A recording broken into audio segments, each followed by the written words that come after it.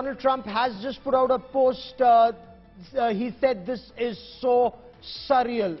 Donald Trump, before he entered court, he actually put it out on Truth Social, his social media platform. That's when he was sitting into his SUV and going in for that 4-mile-long journey to the Manhattan criminal court, saying this is so surreal. He says he can't believe that he's actually being arrested and the due process of law. Can't believe this is happening in the United States of America. This is what Donald Trump is saying on Truth Social.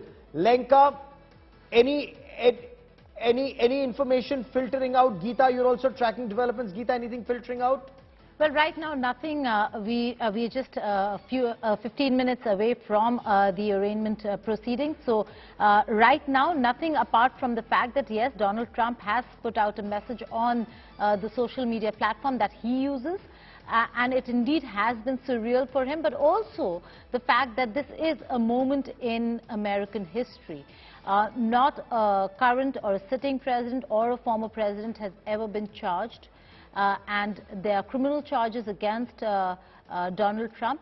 We'll have to wait and see what those details really entail. Like Seema said, there are more than 30 counts, so it is going to be a tedious and a long process.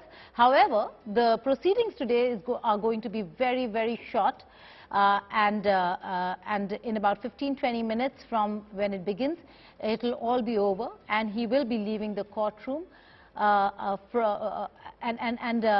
we are given to understand is that he's not going to stay the night in New York, that he'll be flying back to Florida, and that's where he'll be holding that, it's not a press conference, but he is going to have a televised address. So let's see. What if there is a gag order? There are some reports that seem to indicate that the judge could put a gag order. Lenka, anything that you are hearing on the process, on the procedure from this point on? Okay, give me a moment as we try and reestablish that link with Lenka White. Large number of journalists there.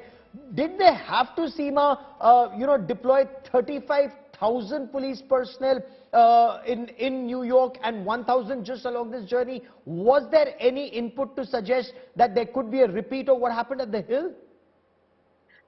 No, there wasn't any input to suggest that, but they just wanted to prevent a repeat of January 6th, when the Capitol Police were caught off guard, and when things got into motion, it took hours for them to block the protesters. By then, the protesters had entered Capitol Hill and had damaged so much of the building. So they absolutely didn't want that to happen again, because, not only was it a law and order problem where so many policemen got hurt on January 6th, but it was like a really bad advertisement for the United States, right? That your various security agencies can't get their act together, cannot coordinate with each other.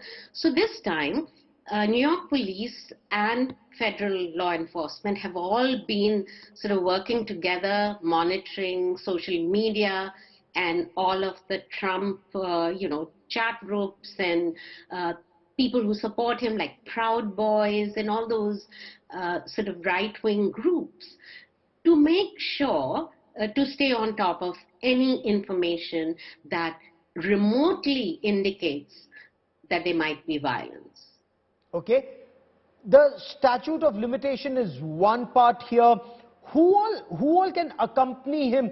Darius Mayfield, do we have any information on who all can accompany him inside the courtroom, and what's the procedure that takes place inside the courtroom before charges are read out? And does he plead not guilty, or does his legal team do all that?